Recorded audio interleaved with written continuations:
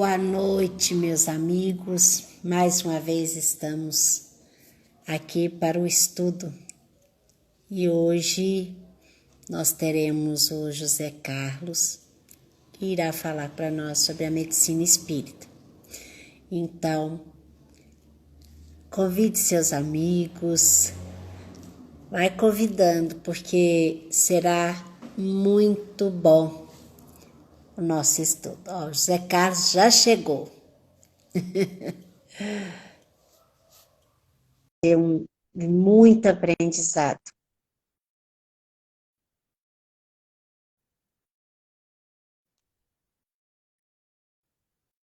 Ei, Noêmia, boa noite. Boa noite, Zé Carlos. Aí o Tudo pessoal bem? já está chegando, graças a Deus. Tá, Estamos tá aqui, ótimo. né? Mais um dia de estudo. Conceição. Tá todo mundo chegando aí. Que Tá faltando aqui no meu relógio, tá faltando um minutinho. tá bom. Vamos aguardar, né? Fechar. Vamos. Igual estou falando com eles que hoje, Jaqueline, seja bem-vindo. Hoje nós vamos conhecer um pouco o pensamento de Herculano Pires a respeito da medicina espírita. Então, a nossa proposta é trazer o pensamento desse para a gente ampliar e saber que foi feito todo um trabalho de pesquisa. Seja bem-vinda, Thaís. Hoje, Jaqueline, toda terça-feira nós estamos aqui. Daniel está sempre aqui junto com a gente também. Olha, a Cláudia. Então, meus amigos, nós vamos fazer isso, então, apresentando para quem não conhece o José Carlos. Ele é um colaborador aqui da Fraternidade Espírita Jesus Amigo, está sempre aqui junto com a gente, trazendo seu conhecimento, nos ajudando no sentido de despertar esse desejo do conhecimento. E ele é vinculado ao Grupo Espírita Sheila aqui de Belo Horizonte. Eu sou Noêmia e eu falo aqui de Contagem, né?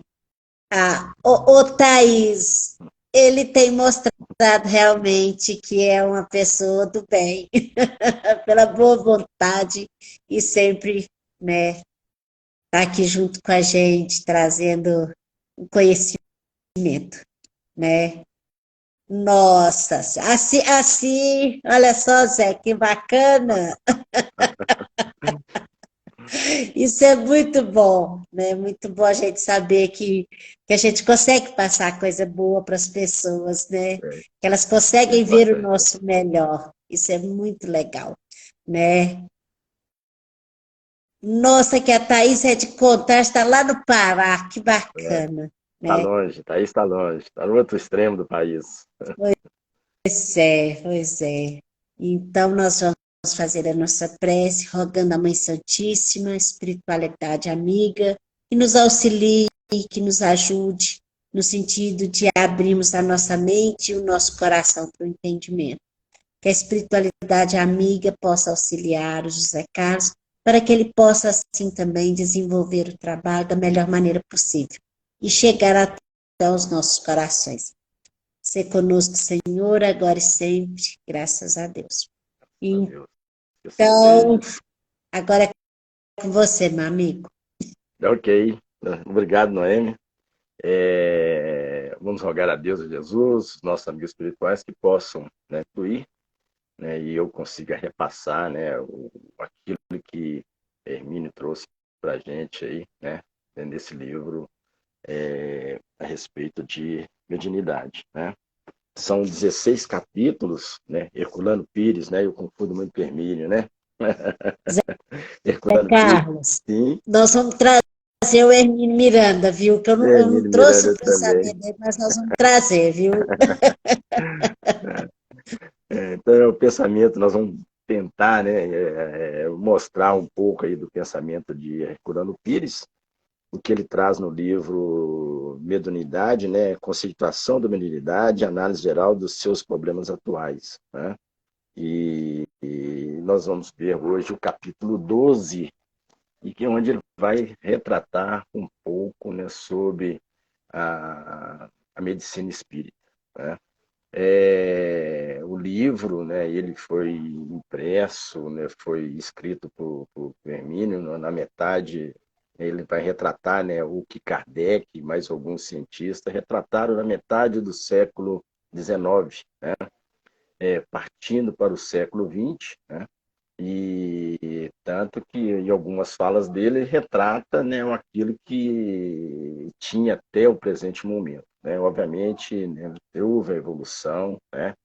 A espiritualidade, né, concedeu a gente a graça de a gente ter um desenvolvimento, uma compreensão melhor daquilo que os espíritos trouxeram e, obviamente, né, de acordo com as experimentações, né, que houveram, né, que aconteceram, nós buscamos, né, os companheiros, aqueles que trabalham com mediunidade, né, puderam trazer para a gente colocações muito interessantes e que são retratadas pelo nosso companheiro no livro. Então, no primeiro parágrafo, ele já começa dizendo isso, né?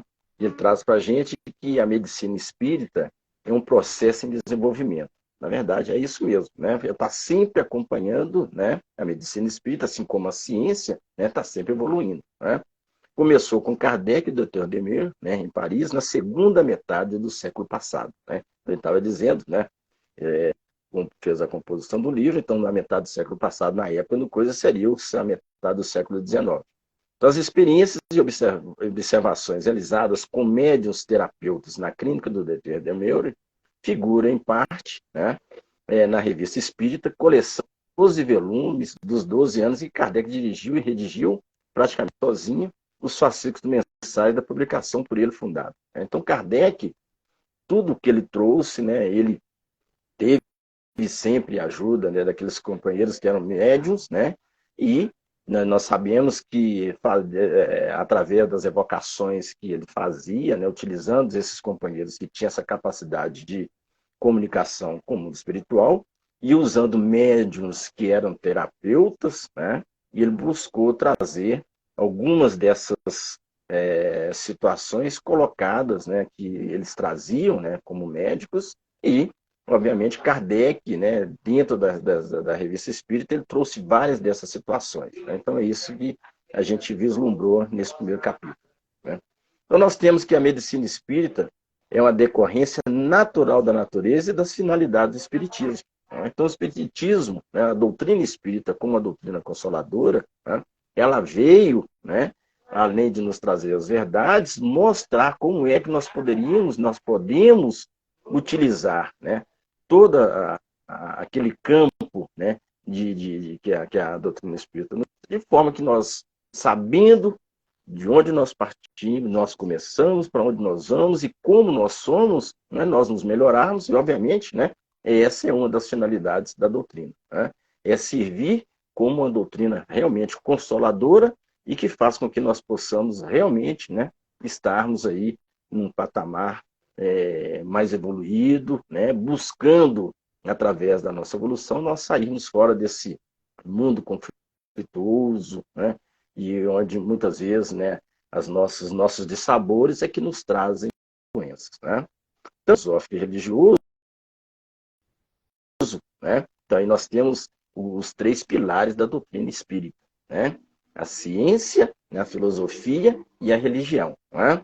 A doutrina espírita se revelou como uma forma de humanismo ativo, destinado não apenas a estabelecer princípios humanistas, mas também a agir no homem pelo homem, decifrando-lhe os mistérios do corpo e do espírito, e proporcionando-lhe os recursos naturais, culturais, né, para a humanização do mundo. Ou seja, né, todos esse humanismo que a doutrina espírita nos concede, né, através do seu pilar, né, filosófico, religioso e científico, né, nos dá condição de nós buscarmos estabelecer um critério, um padrão, né, de uma filosofia de vida, onde nós possamos, sabendo, né, nós conhecendo o mistério que nos cerca no nosso corpo, né, o nosso espírito, obviamente nós podemos buscar, né, humanizar o mundo, fazer com que, de forma que esses conhecimentos, né, são com que a gente possa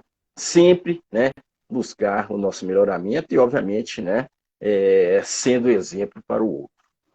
Continuando, né, ele continua dizendo o seguinte: os problemas da saúde humana não podiam escapar do seu enfoque universal, né? Então, o caráter que a mediunidade, né, traz para a gente, né, as questões da saúde, obviamente, não poderia de forma nenhuma ficar de fora, né, desse enfoque, né? Ela faz sentido, né, a gente buscarmos de onde partiu, né, o porquê que aconteceu, né? E quando a gente tem esse entendimento, obviamente, a gente vai buscar fazer a mudança. Então, nesse plano, como em todos os demais, Kardec agiu com prudência e sabedoria, né? E ele, como um bom pedagogo, né, sempre foi conciso nas suas observações, né, na sua forma de agir, na sua forma de pensar e em ditar as situações as quais, né, através da sua compreensão, ele poderia, né, aí trazer para a gente, como trouxe, né, coisas boas. Então, agiu com prudência e sabedoria, pesquisando, observando, estudando e, por fim, orientando, né? A ciência, né, ela trabalha dessa forma, né? Pesquisa, né, observa, né, e depois ditas as normas, né, trazidas, né, através das diversas observações, das pesquisas, né, fundamentadas em coisas lógicas, né? Foi o que Kardec fez. O materialismo dominante nas ciências e na medicina repeliu a medicina espírita, né? Assim como nos primórdios, né, o espiritismo também tinha os contraditores, não é de se espantar que a medicina espírita também teria o mesmo processo, né, o mesmo caminho. Teria os seus contraditores, né, aqueles que iam tentar, né, mudar o patamar de entendimento naquilo que Kardec, né, através das suas observações, já tinha conseguido. Tá? Então, Kardec, por sua vez, sobrecarregado com múltiplos encargos doutrinários, né, porque eles estavam, né, precisava, né, codificar a doutrina, né, então ele estava realmente sobrecarregado. Né? Não teve tempo para cuidar especificamente desse problema e da pedagogia, né, dois campos em que militou com sucesso, tendo suas obras adotadas pela Universidade da França. Né?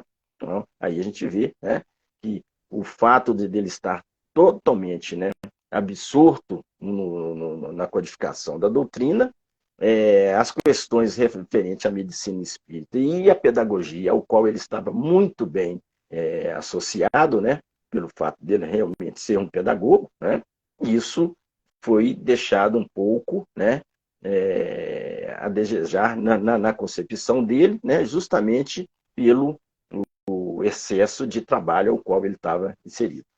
Muito bem. Né? Então, não deixou o Tratado de Medicina Espírita, de Educação e da Pedagogia Espírita que desejava, né, elaborar.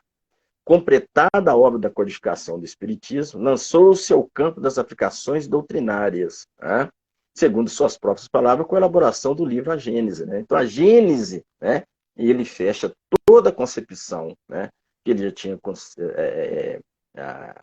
absorvida até então, né, e ele trouxe na Gênese, né, de importância fundamental nos três campos fundamentais do Espiritismo, né, que é a ciência, a filosofia e a religião, né, que são os três campos fundamentais. E ele trouxe todo esse arcabouço, né, conseguido anteriormente, né, para dentro da Gênese.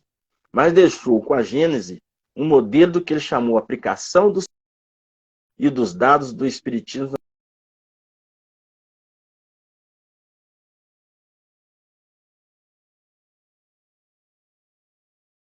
da sua opção, né, concisa, científica, né, em relação às suas pesquisas, né, ele trouxe para a gente, né, dentro da Gênese. Como médico, pouco sabemos de suas atividades, a não ser o que informa Henry Salce, né, seu contemporâneo e amigo, e posteriormente as pesquisas e a esquematização notável da vida do codificador, um livro Vida e Obra de Allan Kardec. Né? Seu interesse pelo espiritismo o afastou de todas as demais atividades, como do cargo de diretor de estudo da Universidade de França. Cabia iniciar no no mundo as pesquisas científicas dos fenômenos mediúnicos, o que fez com critério invulgar e plena abnegação. Né? Então, a partir daquele conhecimento que ele tinha em relação à ciência médica, né? Através das outras atividades as quais ele também exercia, né? Então, dentro da universidade, ele como cientista, ele buscou trazer, né? Agora fazer uma pesquisa séria em relação aos fenômenos mediúnicos, né? É o que o chamava a atenção, né? Porque era algo novo, né? E que estava, a gente sabe, né? Que começou a surgir, né? Apesar, né, já existente no mundo, né? Desde os primórdios, mas com a maior frequência, porque era necessário, né? Nessa metade do século, na segunda metade do século XIX. Aí. Charles Richer, né, diretor da Faculdade de Medicina da Universidade de França, foi prêmio Nobel de Fisiologia, prestaria mais tarde sua homenagem a Kardec, reconhecendo no Tratado de Metapsíquica o critério científico de Kardec, que jamais expusera questões ou elaborara princípios que não se baseassem em rigorosas pesquisas. Olha o caráter, né? A condição, né, de cientista que Kardec aplicou na sua concepção, né, na sua elaboração aí, né, contando com a ajuda dos amigos espirituais da codificação, né? Então ele, na verdade, né, ele aplicou o conhecimento científico, né, como os verdadeiros cientistas fazem, né, pesquisando, né, catalogando, experimentando, né, ele utilizou esses detalhes, né, e, obviamente, aí, né, o ajudou, né, na codificação. E o Charles Richer, né, homenageou Kardec, né, pelo caráter científico dado, né, às suas pesquisas em relação à mediunidade, colocados aí, né, na codificação. Apesar desse início promissor, a medicina espírita não conseguiu avançar como devia, em virtude das barreiras que contra ela levantaram todas as forças dominantes na época. Né? Então, a gente sabe que tem as questões do preconceito, que até hoje ainda vigoram. Né? Nós sabemos que a medicina espírita ela está muito avançada, mas ainda existem, né, barreiras, né, que impedem, né, uma maior divulgação. Mas nós temos já vários companheiros médicos, né, que estão totalmente inseridos dentro da doutrina, né, e utilizam os seus conhecimentos, né, do material, né, aliados, né, ligados com a equipe espiritual, né, e conseguem fazer trabalhos aí fenomenais, né? Então nós temos aí, né, as forças dominantes na época, científicas, filosóficas, religiosas, no verdadeiro conluio em que se destacaram os elementos clericais e os médicos com suas sociedades profissionais e científicas. Então a gente tem, além das sociedades de classe, né, nós tínhamos aí as questões, né, clericais que é relacionada à igreja, né, que contestava veementemente, né, o espiritismo. Né? Então aí era uma barreira enorme, né, para que Kardec não conseguisse de ímpeto, né, fazer com que a medicina espírita desse uma alavancada, né, porque realmente, né, não só o espiritismo em si, mas, né, obviamente aí, né, carregaria também consigo, né, a medicina espírita. Né? Muito bem, né? Então, não obstante o sucesso das pesquisas científicas, né, de Richer, né, de Crookes, Notzing, Zollner e tantos outros no campo dos fenômenos mediúnicos, e recentemente a comprovação da realidade fenomênica pela parapsicologia, né, que foi o ramo da medicina que buscou entender um pouco mais as questões mediúnicas, né, deram novo alento às possibilidades da medicina espírita. Hoje, há várias associações de medicina, espiritismo e de médicos espíritas no Brasil e no mundo. Né? Grandes redes hospitalares espíritas e notáveis trabalhos publicados por cientistas e médicos espíritas, particularmente nos Estados Unidos, na Inglaterra, na Itália, na Alemanha e na Suíça. Né? quando o livro foi escrito, né, nós ainda não tínhamos, né, um avanço igual nós temos hoje aqui no Brasil. Então, nós temos várias sociedades, né, que já aplicam, né, o conhecimento espírita, né, dentro da medicina. Nós temos vários médicos, né, que trabalham, associações médicas, né, tanto na unidade federal quanto nas estaduais, né? Então, nós temos várias associações ligadas ao espiritismo, né? E esses companheiros abnegados, companheiros que lá, né, trabalham, né, buscam empreender o conhecimento espírita para a solução dos problemas de saúde.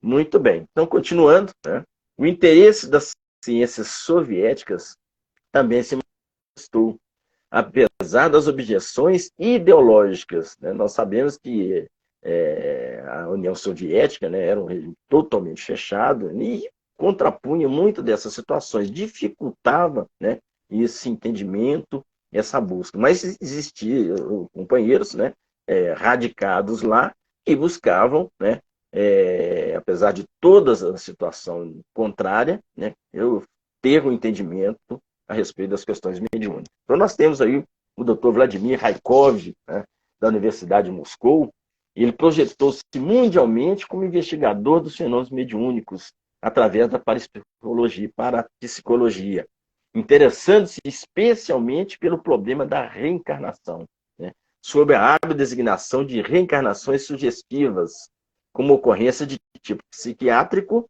que precisam ser esclarecidas. Nos países da órbita soviética, o interesse cresceu de maneira surpreendente, né?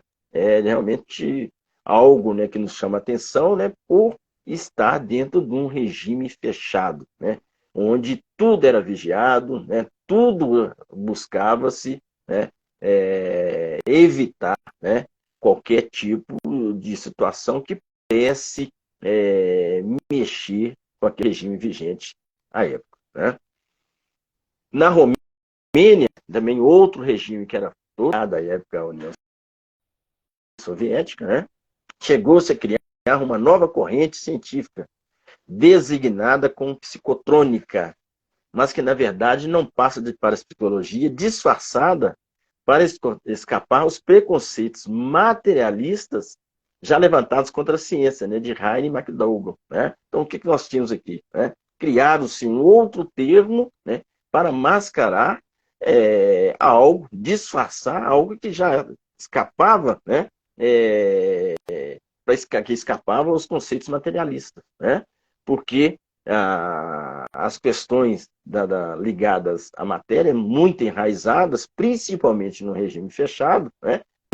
Né, algo que pudesse sair do controle, né, daqueles os quais dirigiam aí esses regimes fechados, né? Então, a maior conquista dos soviéticos nesse campo foi a descoberta científica e tecnológica na famosa Universidade Kirov, no Afeganistão, da existência do corpo bioprásmico das plantas, dos animais e do homem, né? Então, aí tem uma descoberta nova, né?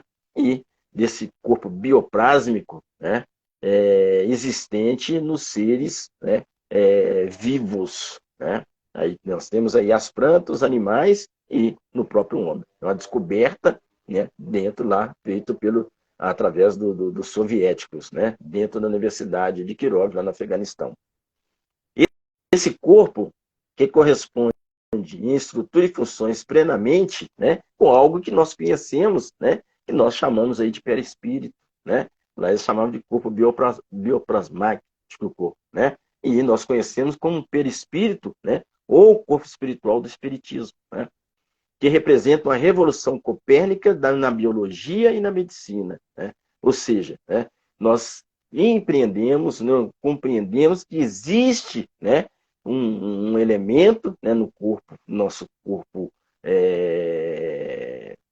no corpo material, né, que nós temos ainda o nosso perispírito, que faz com que, né, seja o nosso corpo, né, o molde, né, é moldado pelo nosso perispírito. Né? Então, exatamente, é uma revolução, né, que aí nós teve uma nova conotação para a medicina espírita. Infelizmente, o Estado interferiu na questão e as pesquisas foram suspensas por questão de segurança ideológica do Estado soviético, né? Aí, o grande, né, a influência, né, que o regime ideológico soviético na época, né, quando se percebeu que isso poderia ter uma interferência muito grande, assim na concepção deles, né, obviamente, né, teria suspensão. Então, tudo aquilo que era novidade, sempre nesses regimes fechados, né, tudo, obviamente, ou ficava se escondido ou se suspendia, né? Se limitavam muito as questões das pesquisas, que eram totalmente policiadas, né?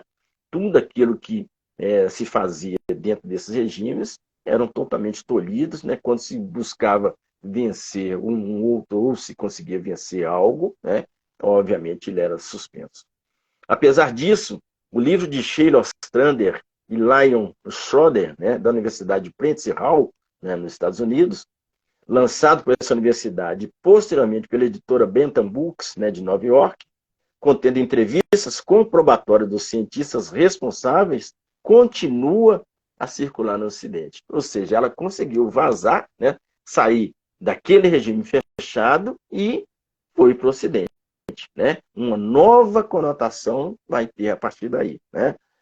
Os cientistas revelaram a sua convicção de que essa descoberta abre novas perspectivas para as ciências e particularmente para a medicina, pelo que foram punidos. Olha que interessante, né? Os cientistas, né, foram punidos por essa descoberta, porque aqueles, né, que eram donos do regime, né, que direcionavam o regime soviético, né, achavam, né, que eles tinham extrapolado algo, né, e talvez pudesse fazer com que eles pudessem, né, perder a tutela do regime. O capítulo da medicina espírita nas ciências soviéticas, apesar de oficialmente condenado, né, abre imensas perspectivas no campo científico mundial. Né? Então, aquele vazamento, né, que foi para o Ocidente, né, abriu um campo, né, para a medicina espírita, já que, né, tinha algo, né, com substância, né, algo que realmente trazia uma verdade, né, firme, né, comprovada. Chegou-se a noticiar a realização em Moscou de um simpósio científico sobre as obras de Allan Kardec, mencionado como racionalista do século passado na França, que já se havia referido ao corpo bioplásmico. A medicina espírita, portanto, é uma realidade inegável na atualidade científica do mundo, e sua biografia presença dramática, implicando até mesmo problemas internacionais. Né? Olha que interessante, né? Porque como o espiritismo não surgiu somente na França, né? Surgiu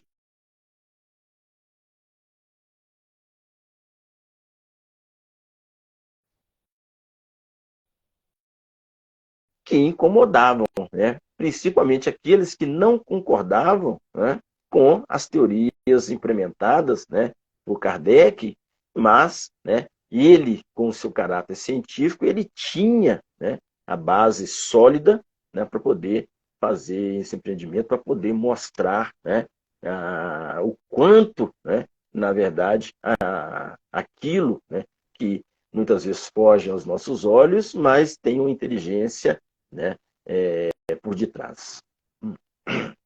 Muito bem. Né? Então, essa realidade se enriqueceu com o episódio brasileiro do chamado Caso Arigó. Né? Muitos tiveram a oportunidade de assistir o filme de Arigó, né? Não sei se ainda está em cartaz, né?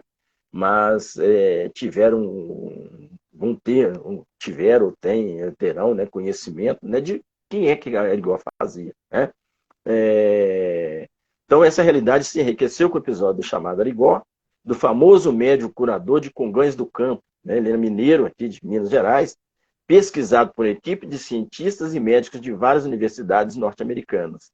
As pesquisas provaram a existência real de diagnósticos, curas de doenças incuráveis, como o caso de câncer desenganados, e intervenções cirúrgicas sem asepsia nem anestesia de qualquer espécie. Então, Arigó, ele tinha, né, essa condição de fazer, né, cirurgias onde, né, não existia corte, não tinha sangramento, não tinha nada, né, sem nenhuma asepsia, simplesmente, né, muitas vezes utilizando as próprias mãos. Né? Então, ele foi objeto de pesquisa pelos norte-americanos para compreender, porque a grande maioria dos companheiros que o procuravam, né, muitas vezes estavam desenganados pela medicina terrena, né, pela medicina tradicional. Né, e Arigó, né, utilizando, né, as questões espíritas, ele conseguia, né, curar, né, fazer curas aí, extraordinárias. Arigó foi caluniado após a sua morte acidental por autoridades eclesiásticas. Está vendo? A igreja sempre, né, entrando em questões que muitas vezes fogem à compreensão deles, ou, né, por ignorância, ou muitas vezes um pretexto, né, para manter um certo controle. Né? Na maioria das vezes, para controle. Né? Assim como faziam, né, os soviéticos com os cientistas que estavam, né, instalados lá dentro do regime fechado. Né? Então ele foi taxado muitas vezes como charlatão, mas consagrados pelos cientistas como um dos maiores casos de mediunidade curadora do mundo. Né? Então, os cientistas o taxavam, né, como, né, um médium curador, talvez um dos maiores curadores do mundo. Né? Ao passo que o clero, né, a igreja em si, o taxava como um charlatão, né, como um enganador. Né? Então, ele morreu no desastre de automóvel, precisamente quando esperava a visita de uma equipe de cientistas suíços e outra de cientistas japoneses interessados em pesquisá-lo. Né? Nós tivemos em mãos os pedidos de licença dessas equipes, tendo Arigó nos convidado para ajudá-lo na recepção dos pesquisadores. Né? Então, o nosso Hermínio foi convidado a fazer parte da equipe, né? E ele, como um estudioso das questões mediúnicas, né, ia fazer parte da equipe que ia estar junto com esses pesquisadores, né, europeus, né, para estudá-lo, né, as questões mediúnicas. Então, tendo Arigó nos convidado para ajudá-lo na recepção dos pesquisadores, que deveriam permanecer várias semanas em Congonhas do Campo. A medicina espírita não é uma aplicação pura e simples da mediunidade curadora. A caso de doenças incuráveis, nem uma forma de curandeirismo. Né? Então, tem que ficar muito claro, né? Então, que a medicina espírita, ela não tem essa concepção, né, de simplesmente, né, ser curadora, né, de casos de doenças incuráveis, e nem se trata de curandeirismo, né, de forma nenhuma. Né? É o que Kardec chamava uma aplicação dos princípios espíritas no plano cultural. Então, Kardec dá outra conotação, né, para a medicina espírita, né, colocando que esse conhecimento, né, nos é dado, né, no plano cultural. Né? Então, no caso, a aplicação específica à medicina, o que se pode ser feito por médicos. Né? O espiritismo contribui com a mediunidade e a medicina com o saber e a experiência dos médicos. Olha bem, né? Então, desde os princípios, sempre foi colocado, né? O espiritismo anda passo a passo com a ciência, né? Então, aí fica muito claro, né? Kardec colocou isso, né? E Hermínio traz isso para a gente também, né? O espiritismo vai estar sempre, né, passo a passo com a ciência, né?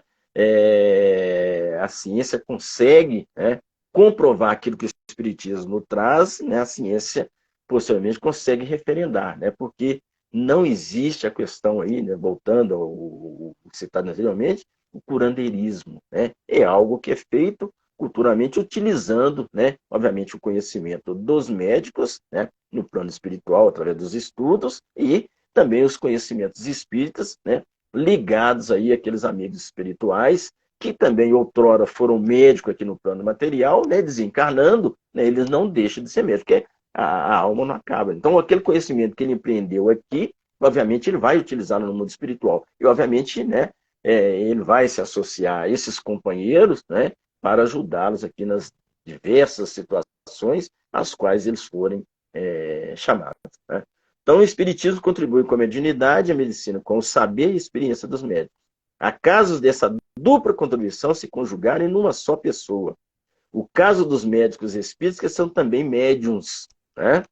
Por isso, as sociedades de médicos espíritas são importantes, pois podem liderar movimentos de arregimentação de elementos dos dois campos e encetar trabalhos de estruturação científica da medicina espírita, né? Então, conta-se hoje, né, nós temos várias associações médicas espíritas, né, que congregam esses companheiros, né, porque eles trazem, além da questão mediúnica, têm o conhecimento, né, obtido, né, nos bancos escolares das universidades, né, e aí, obviamente, né, conjuntamente, né, o médium, né, com a sua questão pessoal, né, mais ligado ao seu conhecimento científico, né, e se afinizando com companheiros do mundo espiritual, né, porque eles têm essa condição, obviamente eles vão trazer, né, aí,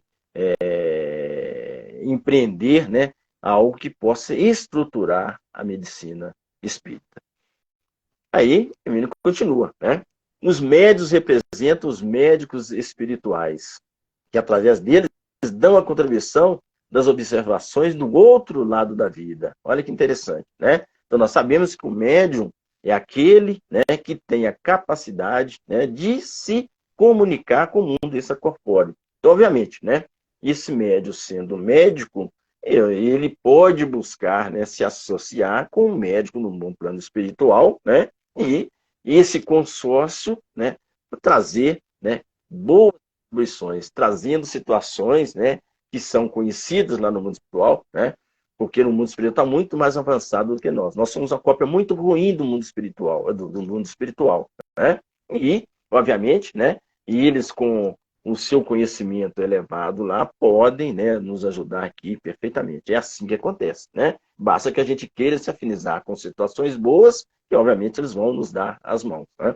Então, os médicos representam a medicina da atualidade e procuram estabelecer as ligações necessárias para um esforço comum em benefício da humanidade. Qual que é o caráter da mediunidade? É fazer com que a gente possa, através dos exemplos que são trazidos do mundo espiritual, fazer com que nós possamos crescer, né? Nós possamos evoluir. Assim também acontece com os médicos, né, e com a medicina espírita.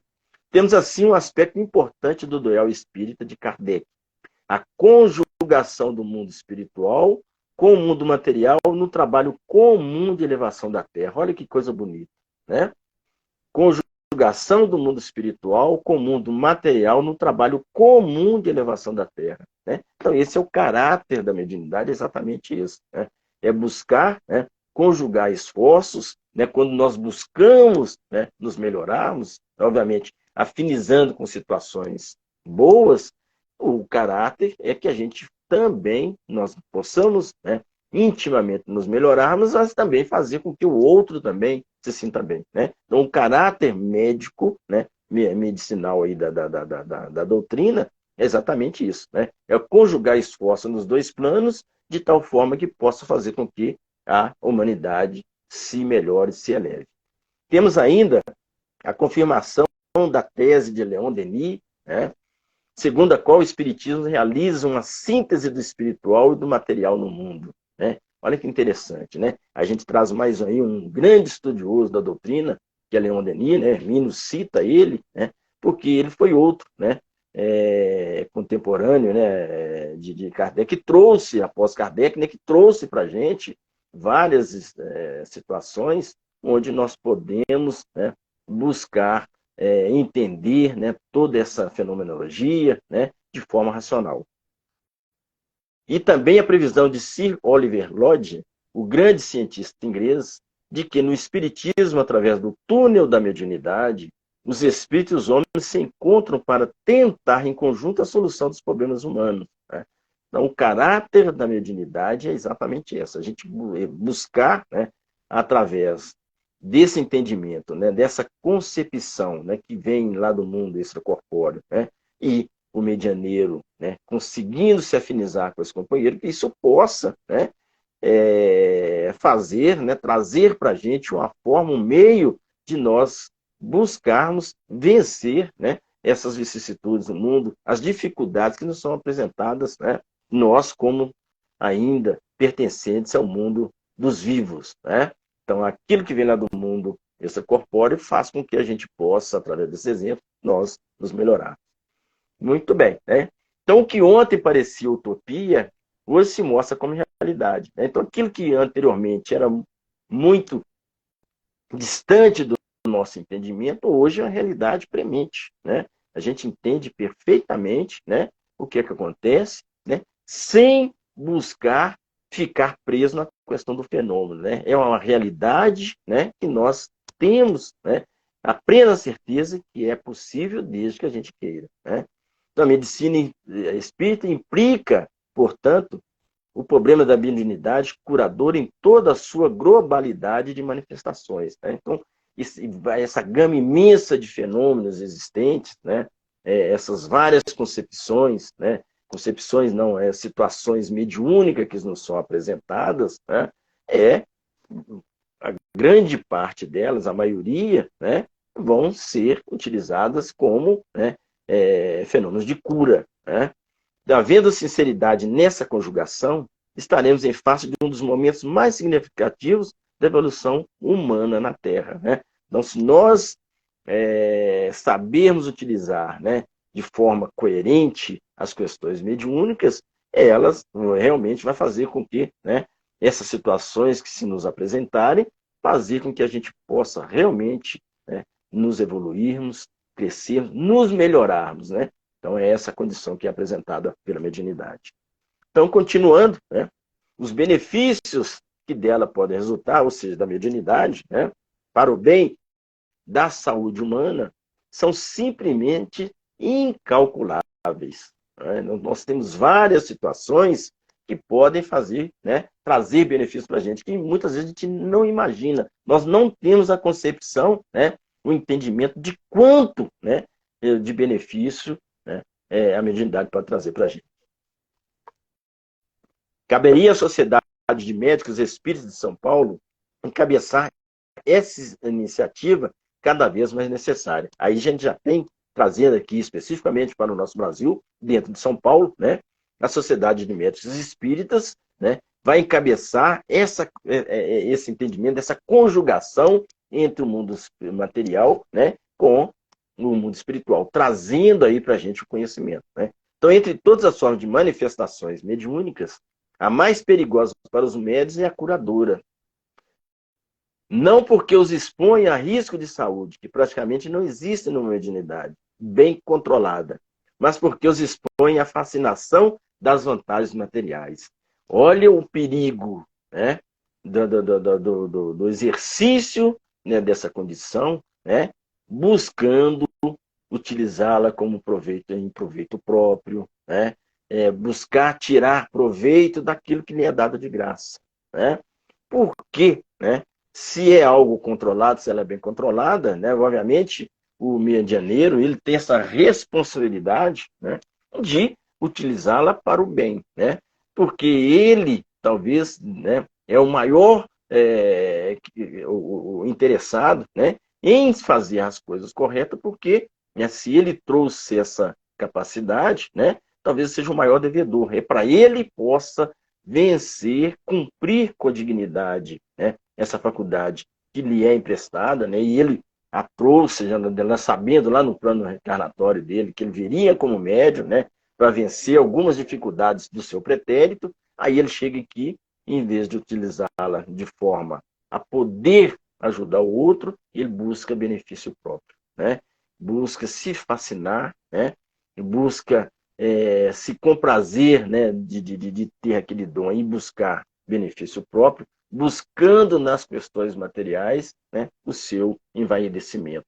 E aí exatamente é onde ele cai, né? A gente tem várias situações que assim acontecem, né? Não só com os médicos, né, mas também, né, para aquele medianeiro, né, o simplesinho que tem nele, né, tem com ele essa capacidade, mas ele a utiliza de forma errônea, né? Então assim também acontece com os médicos, né? E é muito claro, né, que não deve ficar preso às questões, né, da fascinação, buscando algo material. Porque o orgulho, né, o egoísmo, o apego às coisas materiais, né, são as pragas que fazem com que a gente caia, né? Nós precisamos vencer essas dificuldades. Então, continuando, né, todo médico curador é inevitavelmente assediado por pessoas que querem agradá-lo. Isso é muito próprio, né? Quantas situações a gente vê isso, né? As pessoas acham que aquele que tem essa capacidade, ele virou um deus.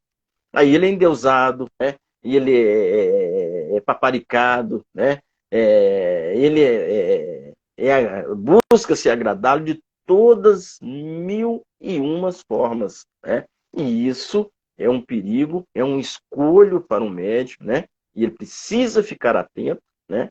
Para que ele não caia nessa tentação. O assédio vai acontecer, muito normal, mas se é um médium, né? Controlado, né? É um médium na concepção da palavra, e ele não vai se deixar levar por essas situações. Muito bem, né? Todo médico curador é inevitavelmente assediado por pessoas que querem agradá-lo, que o elogiam, dizem-se seus amigos, dão-lhe presentes e assim por diante, né? Por pouco a pouco o médico se deixa envolver, convence-se da sua importância, torna-se vaidoso e ambicioso. Olha aí, é o perigo, né? Com isso, desliga-se dos amigos e companheiros desinteressados para cair nas malhas dos interesseiros e tornar-se, por sua vez, um deles, né? Pronto, jogou tudo por terra, né? Todo aquele planejamento, né, criado lá no plano, né, espiritual, né, no projeto reencarnatório dele que ele viria, né, com essa condição de médium curador, né, chega aqui, né, ele se deixa levar pela porta larga, né, pelas vicissitudes do mundo, e aí, né, falhou-se mais um médium, né. André Luiz traz isso muito bem, né, no livro lá, Os Mensageiros, né, nós temos quantos falharam, né? São milhares que são trabalhados lá no mundo espiritual, e chega aqui, né, eles falham grandiosamente, né? Com isso, desliga-se dos amigos e companheiros desinteressados para cair nas malhas dos interesseiros e tornar-se, por sua vez, um deles. Os laboratórios lhe oferecem comissões no receituários dos seus produtos. Aí mudou-se, né, a conotação, né?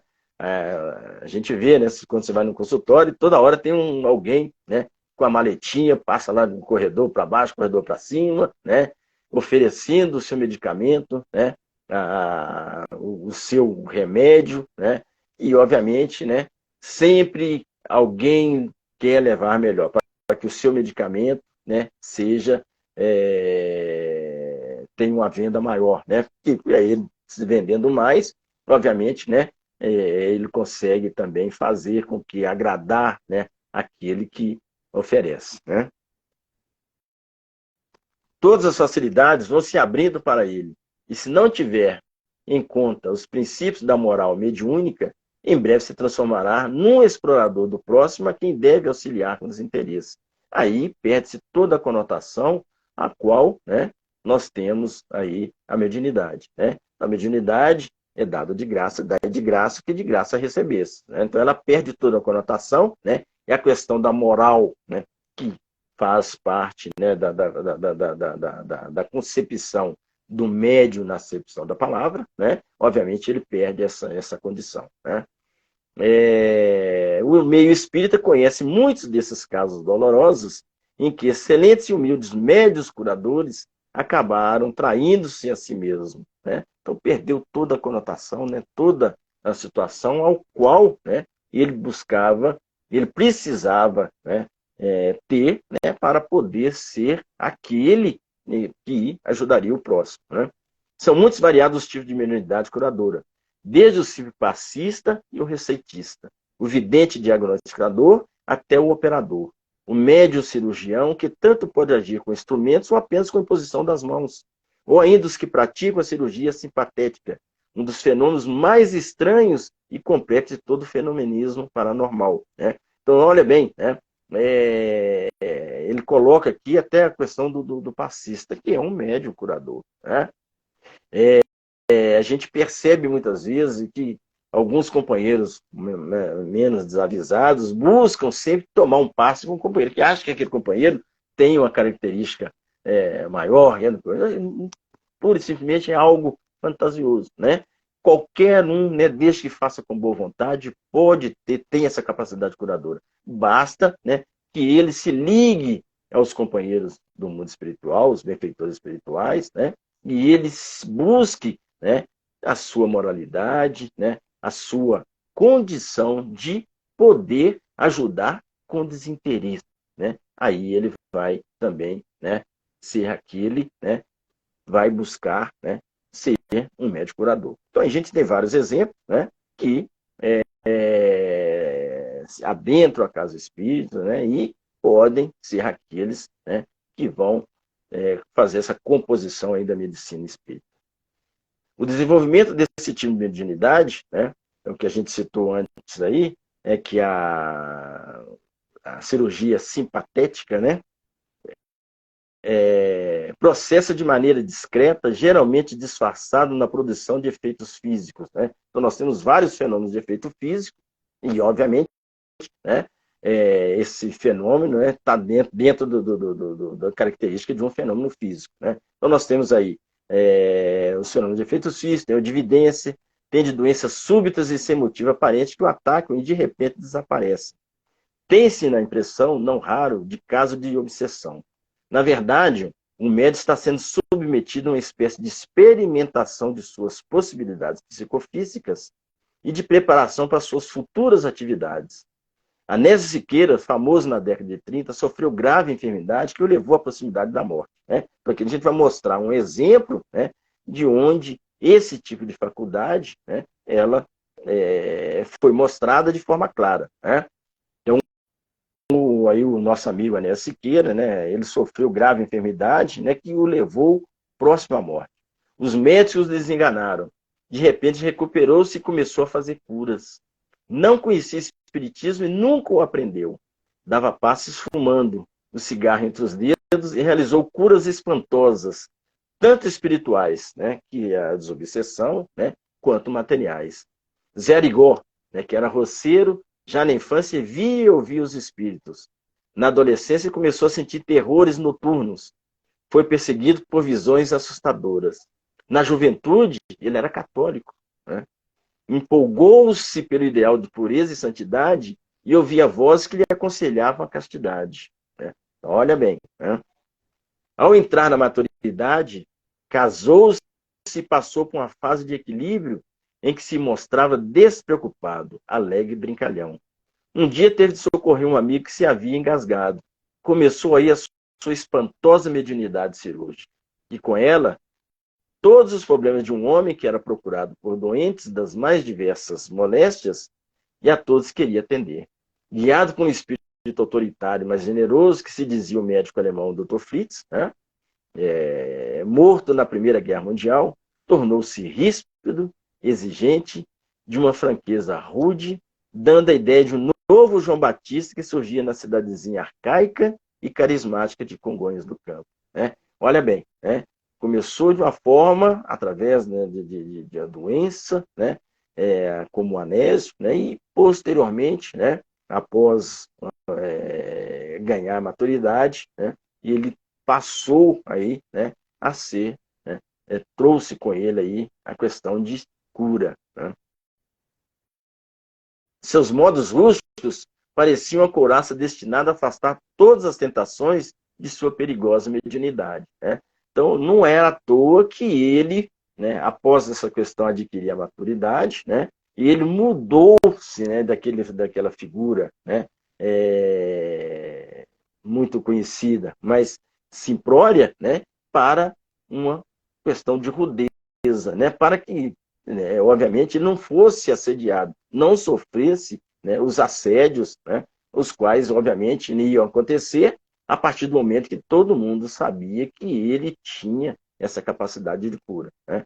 Então, foi um dos médiuns mais autênticos e de mediunidade mais produtivo que se passou entre nós. Mas acabou na cilada dos interesseiros e morreu tragicamente, ainda moço e vigoroso. A cirurgia simpatética ou simpática é assim chamada por sua semelhança com a magia simpática. Arigó a produzia, mas somente em casos especiais. No geral, agia de maneira violenta, com faca ou canivete, cortando o doente de maneira brusca, sem anestesia, nem asepsia, e comandando com segurança espantosa o fluxo de sangue. Né? Então, eles utilizavam um critério diferente. Alguns, né, têm essa capacidade de fazer essas cirurgias simplesmente com a imposição de mãos. Né? O Arigó já usava de uma forma diferente, né? E ele chegava a fazer os cortes, né? E esse fluxo de sangue, né? Obviamente um sangue, né, que um corte origina, né? E ele conseguia controlar esse fluxo, né, sem o maior problema, sem nenhuma asepsia, nenhuma. Né?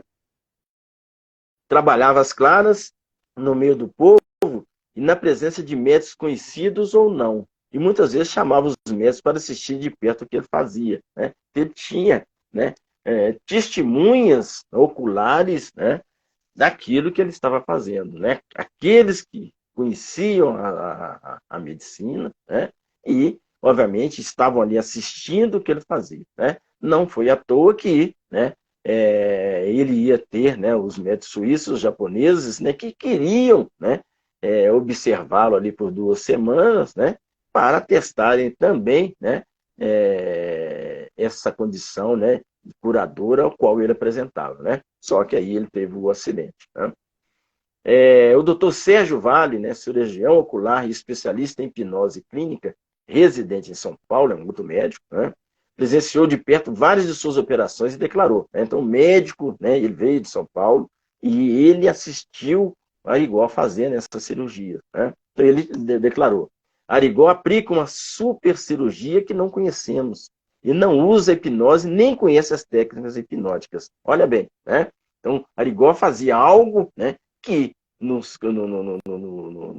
conceito médico, né, conforme o doutor Sérgio Vale dizia aí, muito diferente daquilo que ele tinha, né, aprendido dentro dos bancos das escolas, né, totalmente, né, com a força diferente daquilo, né, que a ciência mostra de que como é que deve ser feita a cirurgia. Né? Então, na prática da cirúrgica simpatética, né, Arigó agia sem tocar no doente. Procedia como a médium Bernarda Torrubio, mulher do campo, esposa de José Torrubio, sitiante de Garça, na Alta Paulista. Né? Então, outra citação que nós vamos ter aí. Fazia uma prece, pedindo assistência aos espíritos. Estendia as mãos sobre o doente sem tocá-lo. Esse sentia que o mexiam por dentro em seus órgãos doentes. Ocorriam-lhe ânsias de vômito, mas quem vomitava era a médium. Olha que interessante. Né? Vômito geralmente espesso, com grande quantidade de pus e sangue e pedaços de matérias orgânicas. Né? Então, essa médium, ela fazia a cirurgia somente com a imposição das mãos, né? E tudo aquilo que o companheiro que estava sofrendo a cirurgia, né, ela trazia todas aquelas impurezas que estavam, né, locadas no organismo do paciente, ela trazia, né, através do vômito. Né?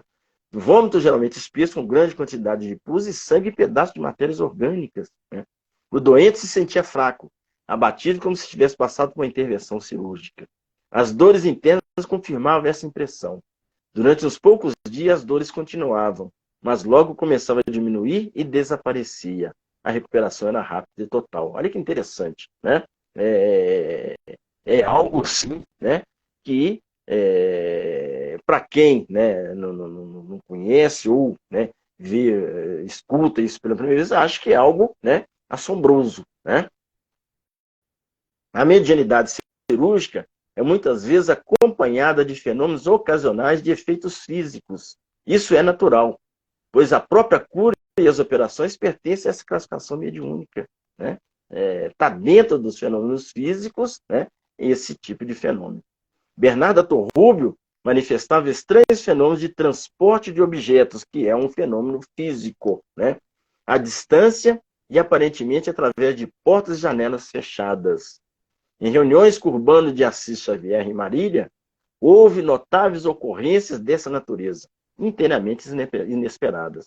Nas pesquisas parapsicológicas, esses fenômenos se confirmaram. Né? A gente tem aí, né, o professor Heine, né, fez decisivas experiências com animais para evitar o problema da sugestão e conseguiu esses comprobatórios dentro de todas as exigências da metodologia científica. Então, olha bem, né? Então, tinha o cientista pesquisando esses fenômenos, né, para realmente dar comprovação, né? Então, a ciência, ela usa, né, fatores científicos para testar certo tipo de situação. E a gente tem, né, aí o Dr. Heine, né, comprovando, através de testes, o que realmente foi colocado, né? E conseguiu esses comprobatórios, né, dentro de todas as exigências de metodologia científica. As pesquisas de Haley e Ost na França mostraram que em todas essas ocorrências existe emanação de ectoplasma, né? Haley chamou de controladores os espíritos que agem nessas ocasiões, provendo e regulando a saída de ectoplasma do organismo mediúnico, né? Nas experiências soviéticas, os cientistas consideraram o ectoplasma como energia radiante emitida pelo perispírito ou corpo espiritual do médium, né? Olha que interessante, né? A presença do perispírito, né, mostrando, né, de que forma que essas situações se empreendem, né? E a gente sabe que as questões espirituais, né, é através dos perispíritos, né? Perispírito do encarnado com o perispírito do desencarnado, né? Então, para que aí, obviamente, né, o médium, né, trazendo, incorporando, né, a situação aí do desencarnado, do médium desencarnado, ele pudesse, né, trabalhar aí nas cirurgias. Crookes chamou de força psíquica e Notes colheu porções de ectoplasma e submeteu a análise de laboratório, provando que a força morta desse elemento, dissociada do médium, compõe de células e outros materiais orgânicos. Olha que interessante, né?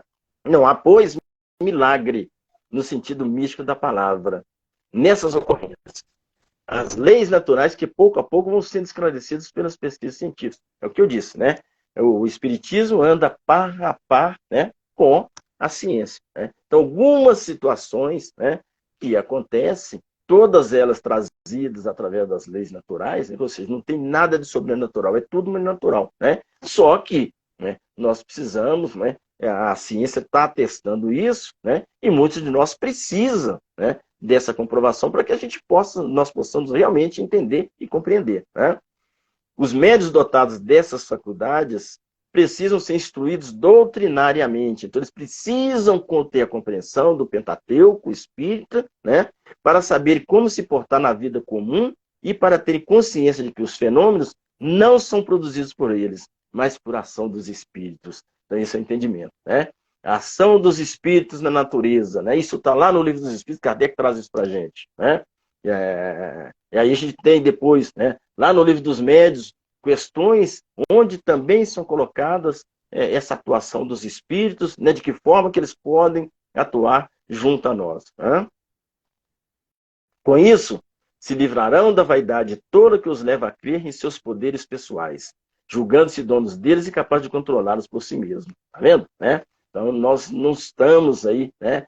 Nós não somos donos de nada, né? Tudo nos é emprestado e, obviamente, a nossa condição é que vai fazer com que a gente possa ter um entendimento, né? E a possibilidade de nós utilizarmos esses dons em nosso benefício e em benefício do próprio. Essa ideia de posse individual os leva também a cair mais facilmente na cilada dos aproveitadores, o egoísmo, né? Essa mediunidade exige constante vigilância do médium no tocante aos seus deveres morais e espirituais, né? Nós temos que estar com as duas asas equilibradas, né? Senão, né, a gente está sujeito a cair. E a mais plena consciência de suas responsabilidades doutrinárias, né? Então aí a gente fecha o estudo de hoje, né? É algo assim que é excepcional, né? Muito bonito, né? Quando a gente tem essa compreensão, a gente tem essa capacidade de poder, né, trazer à luz aquilo que a gente tem através do Pentateuco, né? E que Kardec brilhantemente, né, cientificamente nos trouxe, né? E a gente tem, através de obras sérias como essa do Hermínio, né, a comprovação, né, de que realmente, né, o Espiritismo é uma obra, né, é uma doutrina consoladora e faz com que a gente possa, através das verdades que são mostradas através dela, né, o nosso crescimento, né, a nossa evolução espiritual. Então, eu fico por aqui, né? Agradeço, Noemi, mais uma vez a oportunidade de estar com vocês, né? E espero, né, que tenha sido claro aí na explanação, né, na explicação daquilo que Hermínio trouxe para a gente nesse capítulo, né? E que vocês possam ter aí oportunidade, né, de buscar mais subsídios, né? Para ter um entendimento maior aí a respeito. Gratidão. Nós é que agradecemos, foi muito interessante, trouxe assim, vários pontos para ir para a gente buscar. E realmente, sobre magnetismo, foi feita uma pesquisa muito forte lá na antiga União Soviética. Tanto é que surgiu a máquina Kirlian, né? A fotografia tem muitas Da hora, pesquisas, né? mas que ficaram fechadas, né? Então, nós vamos agradecer mais uma vez a sua presença. Você vai estar aqui junto com a gente, né? Porque nós vamos trazer também o pensamento de Leon Denis. Nós vamos conhecer muita coisa bacana.